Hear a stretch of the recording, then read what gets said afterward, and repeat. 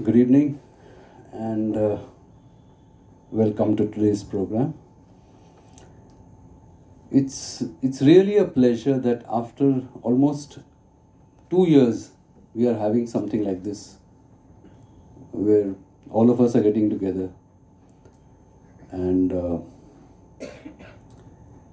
doing these programs in public, because for the last 1.5 years or almost 2 years we've been having these small programs of 8 to 10 people because of COVID. One thing I would love to publicly say and will appreciate also, that during this entire period of pandemic, for the last one year, 9 months now, all the precautions that we took, the sadhana that you did, not only people sitting over here, but everyone in Tadekam who follows Tadekam. The mantra marathons that we did, the charging of water and other sadhana that you did, it gave a tremendous level of protection to a whole lot of people. And you can't imagine how much that protection. I was told, I can't tell you the source, but I was told in the very beginning that we will protect you. Just do this, what you're supposed to do. And I'm really happy to know that although many of our Tadekam members, or I would say some of them, did get COVID and were infected, they came out of it very quickly with no lasting problems or medical issues. So that is a very gratifying phenomena. But of course, we don't know what will happen in the future, how things will turn out. So continue to do whatever sadhana you're doing, whatever means of protection you're doing, even a little bit. Please continue doing it. Don't give it up. We don't know how things will turn. One of the most difficult jobs in the world today is to be an astrologer or somebody who predicts the future. It is so fluid. Let me tell you, it is so fluid. Anything can take a turn at any time. Nobody can pinpoint and say this is what is going to happen. It is so fluid. And I know this from the way I get messages from Babaji. Normally he would, give very precise messages about the immediate future, but of late he doesn't give that. And that's how I know that the entire situation in the world is extremely fluid. I mean, nothing can be taken for granted and nothing can be predicted with 100% certainty. So that is why just keep doing what you're doing. Now, coming to Babaji's Kriyas, another very gratifying thing that I have noticed is that since he's given these new Kriyas in July, August, that's when you started doing it, many of you have been doing it with unerring regularity, and many of you have been doing it daily, sometimes more than once a day also, which is excellent, which is very heartening. And partly I know the reason, because he said that you can burn off your karmas. So that is the cherry on the cake, that you can burn off the karmas by doing these kriyas. Yes, of course you can. I mean, that's not the issue. The point is that I have got some feedback about these new kriyas, where people have said that, I did these kriyas very regularly or very religiously, and I've noticed certain changes taking place. Now, many of the changes have been beneficial and some have not been beneficial, but you have thought they are not beneficial or you didn't like them. Now, here I want to say something before I tell you anything about the Kriyas. That when you want to do certain sadhana, and especially sadhana given by somebody like Mahavatar Babaji, two things cannot happen simultaneously. You cannot be a good sadhak and have fear. You have to accept change. You have to be ready for change. You want to burn your karmas.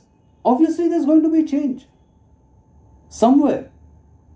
You can't expect life to just go on the way exactly as it is or exactly the way you want and then say that, oh, I want to do sadhana and I want to pursue a spiritual goal and I want to do the kriyas and I want to burn my karma.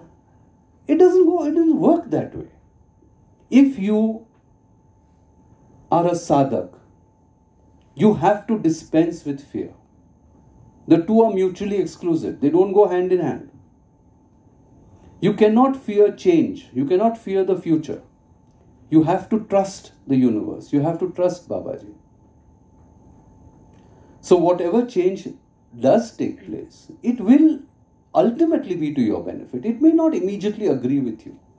It may not be immediately favorable to your plans. Because your plans may have flaws. They may have problems. So they may not agree with you. So you feel that, oh my God, I did the kriyas and see what happened. Arey, this is what you're wanting to achieve, right? This is what you have been striving for. Now how can you fear that? You have to welcome change. So please, if you are going to do further kriyas, please bear this in mind. Change will come. And that is the whole idea of burning your karmas. And when I say burning karmas, it is also working them out very fast sometimes. Which means that, yes, you may get a phase in your life where you suffer a little bit more or a little intensely, but you're then done with that part of your karmic workout. So don't get scared. I mean, don't live in fear. Nothing is going to go wrong or that wrong. So this is what I want to clarify before I proceed further on the kriyas. You cannot be fearful and be a sadhak. You have to be one of the two. You cannot be a fearful sadhak. That is not a sadhak. So leave your fear behind. At least in this respect. Now, I'll tell you a little bit about Kriya Yoga, Babaji's Kriya Yoga. I'm not an expert, and I think nobody in the world can claim to be an expert on Kriya Yoga except Babaji himself. There is no one on this planet who can claim to be an expert. So what I am going to tell you is what I have gathered from his communication, his instructions, his messages, what I have surmised from that. It's a summation of the knowledge that he has given me. So it may not be verbatim what he has told me, but what I have gathered from him when he has given these kriyas. So it is not his direct words, but I want to give you an idea of what his kriyas mean and what they do for you. That is more important, what they do for you.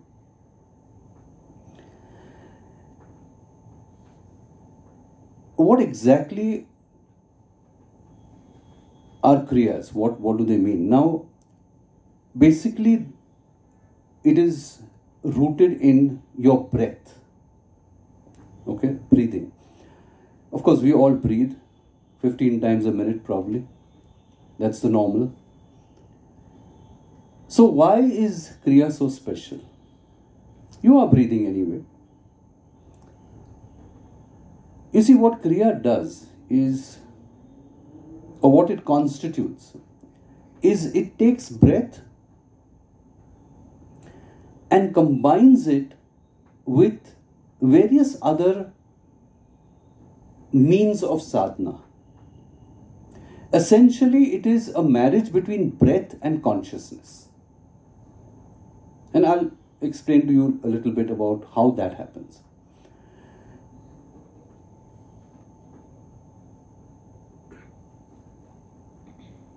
If you only do breathing exercises, that would be pranayama,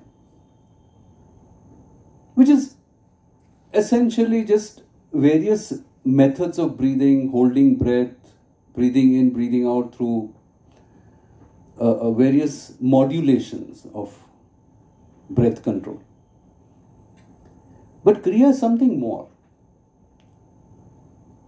Kriya involves actively your consciousness, your mind, your being with your breathing. It's a marriage between your consciousness and breath. Now, as you all know, breathing is, of course, vital. You have to breathe, otherwise you will stop living. Now, what you do essentially is you breathe in oxygen, air. It goes into your lungs, okay, and it does whatever it is supposed to do, medically, physiologically. But there is an element of breath which often goes unnoticed and which Kriya captures. This is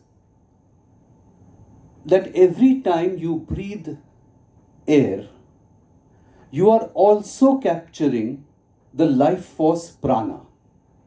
Every time, with every breath. This prana that you capture, this energy of prana that you capture, that goes into your subtle body just as the oxygen you take in goes into your lungs. You see, so breathing is not only the physical exercise of taking in oxygen into your lungs, it is also taking this vital life force, prana, into yourself, into your body, every single time you breathe, which then permeates into your subtle body. And this is where the play starts. This is where Kriya begins. So when you take in the life force into your subtle body,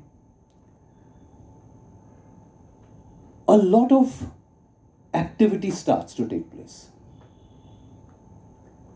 Firstly, you become conscious of prana. And that is required because, as I said, Kriya is the marriage of breath and consciousness. So your consciousness is rooted now in your prana,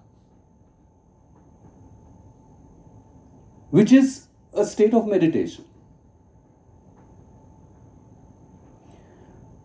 What then happens is when you take in this prana into your astral body, into your subtle body, it begins to work on the subtle level, which otherwise you will not be able to work. Of course, all Kriyas are combined at different levels with other, I would say, tools of sadhana, like bandhas, mudras. But essentially, it is your consciousness that plays a big role in Kriyas. That is why in the message of 30th November, Babaji said, do conscious breathing. Don't let your mind waver off when you're doing Kriyas. It has to be rooted in the breath. Because your consciousness moves that life force, that vital life force which you're taking in. that is moved by your consciousness. That energy is moved by your consciousness. It's like you have a joystick and you move things on the TV screen. It's like that. With your consciousness, you move that energy around to where you want it to go, what you want it to do.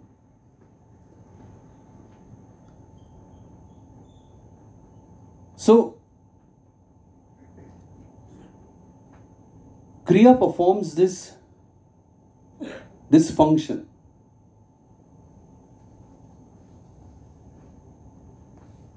That can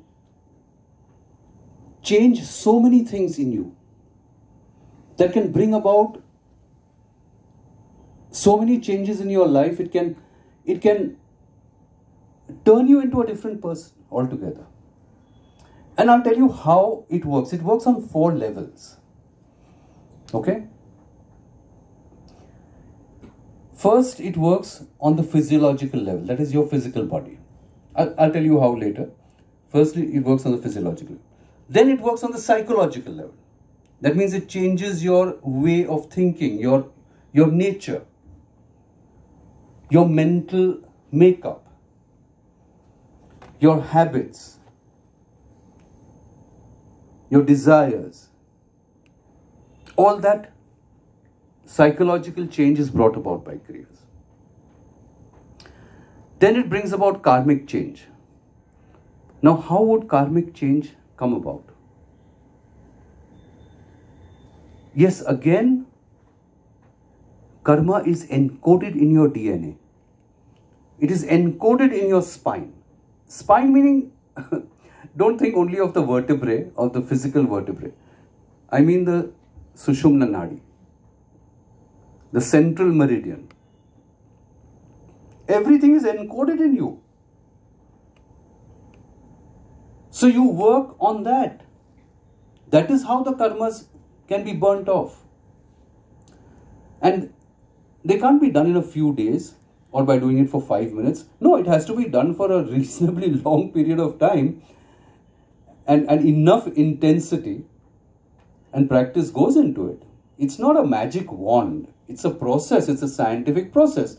Maybe the science is not authenticated by a laboratory, but it is still a science. So it deals with the karmic overload. And lastly, it has an impact on your spiritual life. So these are the 4 areas in which Kriya works on you. Physiological, psychological, karmic and spiritual. I'll just briefly tell you a bit about each of them. Physiologically, it works because when you do certain kriyas, and as you go to the more advanced levels, you will see that you can heal a lot of things in your body through these kriyas, but again, with regular doing of kriyas. Not like you do it for 2 days and you become a Tarzan or something. It's not like that. It obviously has to be done over a period of time with the required intensity, which is very important. Not mechanically. That intensity is required. Yes, you can change things physiologically in you, which can improve your health, improve your longevity. As I've always said, longevity is a moving target. Death is a moving target. So, certain kriyas which you will learn in the future, and I hope soon, as soon as I can introduce them, which will bring about a lot of healing in you. It's called the infinity healing. I'll teach you that when we come to the advanced kriyas. Then the psychological changes. Since many of these kriyas, we work on the chakras simultaneously. You've done a few of the initial kriyas. You know that the chakras are involved in that. And that's where we store all our emotions. We also work on the spine. The spine is a storehouse of your consciousness, of who you are, of the samskaras. We work on that, and that is what brings about the psychological change. The change within you, within your thinking, your habits, your negativities, your emotions. All this change will come because the Kriyas are linked to your chakras. And as you go further, we will see that there are more and more of these practices linked to the chakras. Because that's where everything is, and of course the spine, and the Sushumna Nadi. And the other two Nadis, the Ida and the Pingala. So that takes care of the psychological change. Then, as I told you, the karmic change, which of course all the karma is encoded in your Sushumna Nadi. The more you work on it, the longer you work on it, this breath can work wonders. Because what you're doing is you are purifying the Sushumna Nadi when you do Kriyas. And what do you purify? Your samskaras, your karmas. Again, they won't vanish in a day. Rome was not built in a day. It takes time, it takes effort, and it takes patience. These are not magic wands. So yes, you can complete a lot of your karmas, maybe painlessly sometimes with a little pain. Or you could completely burn them off. Depends on the intensity with which you do these practices, these sadhana.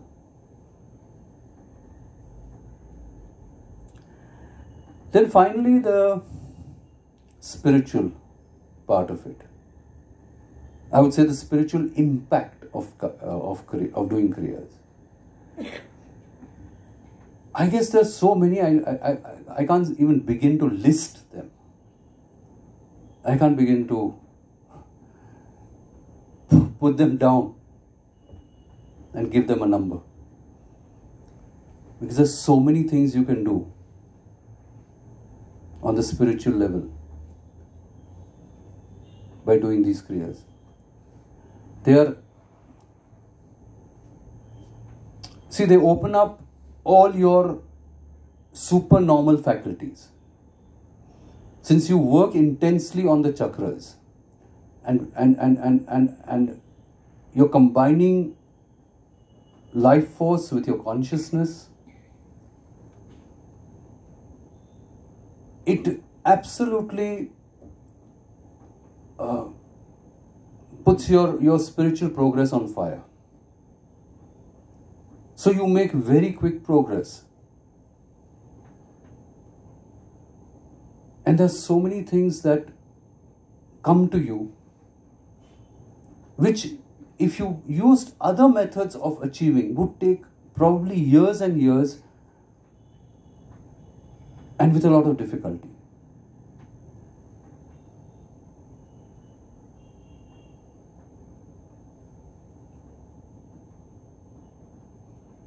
Well, most of you would say, okay, my goal is to achieve moksha or liberation or whatever it is. You want to merge with God, whatever your ultimate goal is. All this can come only with a lot of preparation from your side, a lot of purification on your side, a lot of effort on your side. I mean, it is not something that's going to fall in your lap by any stretch of imagination. But this could provide you with possibly the quickest and the most effective way of achieving that level of purification in one lifetime. Provided, of course, you give enough time and effort to it. And my only problem going forward is going to be how many people are going to take out time for that. Because at some point you have to take out a lot of time. And then, it becomes a matter of choice. Like, what do? Do you sit doing Kriyas for 2 or 3 hours a day? Or do you attend to your other work? It really becomes a difficult choice, especially in these times. Of course, you can do as much as possible. It will all help. It will all add up. It will only mean that it will take a little longer. That is all. But yes, phenomenal changes, spiritual changes will take place as you progress with these Kriyas. And, one of the most coveted destinations for a sadhak is to sit in super consciousness or be in super consciousness, to experience oneness with God, even momentarily for some point of time when you're doing your meditation. That can easily be achieved with Kriyas. I mean, it's merely a process, and you just go into that. You go into that state of samadhi, you go into that state of super consciousness by just following those steps and doing them regularly and getting mastery of it. At the end of the day, yes, you have to get mastery of that.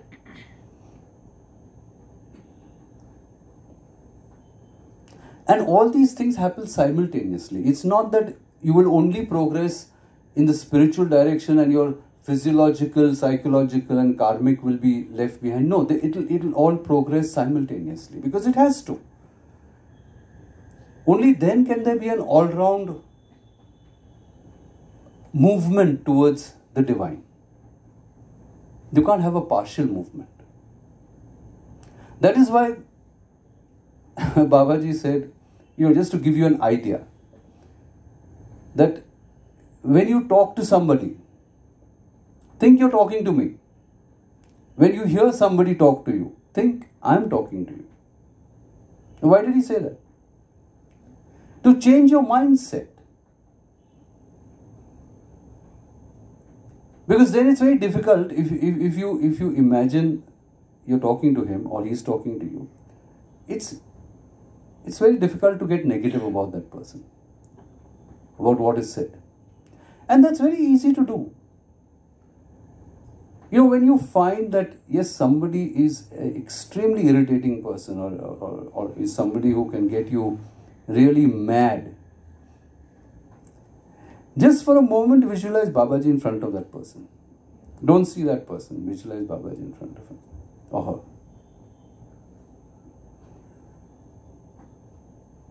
And your responses will change. I know you have to sometimes deal with people. I'm not saying no. Babaji is a very practical person, so it's not that he's asking you to do something impractical. It's not that you got to go and wash everyone's feet and drink the water, stuff like that. But in your mind, in your heart, don't let that negativity grip you. You may have an outside response that does not match what you feel inside.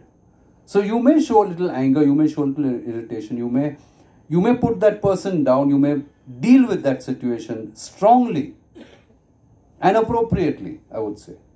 Because you have to be strong in certain situations. You can't let people trample over you. You can't let people walk all over you. But inside, you got to be still.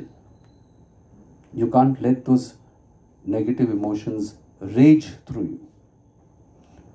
So that was his way of saying that don't keep getting upset all the time. Don't keep letting your emotions get imbalanced. Because that is what throws you off. And even when you are, and that was another beautiful tip that he gave, that even when you are sitting still, you're just sitting and doing nothing, or not really concentrating on something, just be conscious of your breath. The moment you are conscious of your breath, you are connected to Babaji. Because he is the God of breath. He has mastered every aspect of it. Every aspect. So the moment you think of your breath, or you're conscious of your breath, you are connected to him. You are literally breathing him in and breathing him out. It will come through practice. It won't come immediately. I know it's very difficult. But try and do this. Try and do this. Whenever you are not fully focused on some kind of work or something that requires your 100% attention, let your focus be on your breath. Or let that be like a background consciousness, a background thought, back of your mind. Just be aware of your breath. Because the moment you are connected to him. And that is an amazing gift to get. And that's his promise. He wouldn't say it otherwise.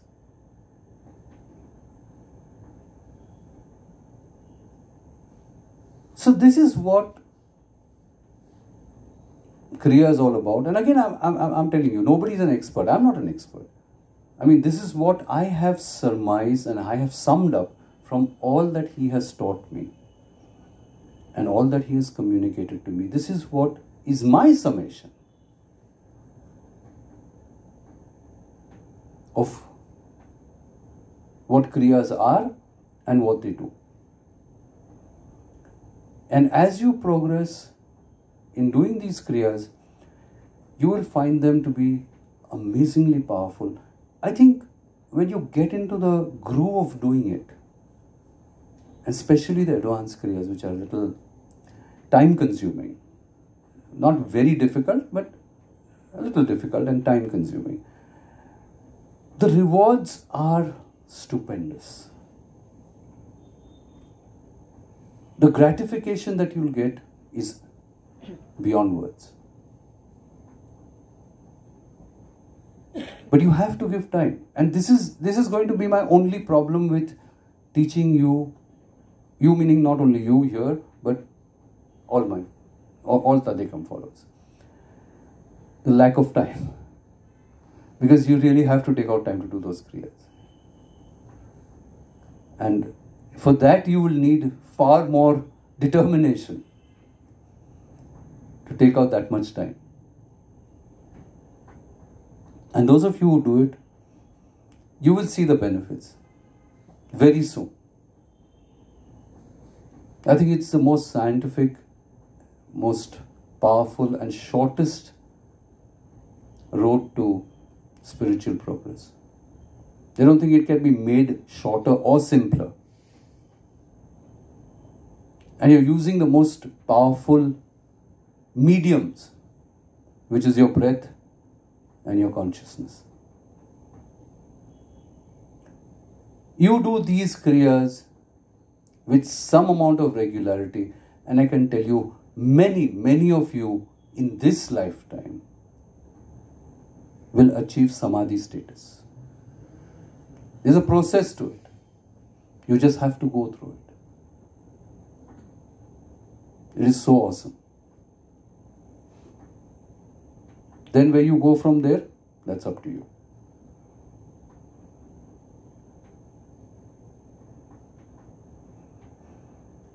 So this is what Kriya Yoga is all about. And of course, you can continue doing all other sadhana, which you are doing, but slowly, gradually make this your, I would say your bedrock of sadhana. Let this be the main activity in your sadhana, because this will give you the most, I would say, phenomenal results. And at a pace that no other kind of sadhana can match. And it comes directly from Babaji himself. I'm just the messenger. I'm just the medium to bring it to you. It comes directly from him. So when you have the God of breath talking to you, what more do you want?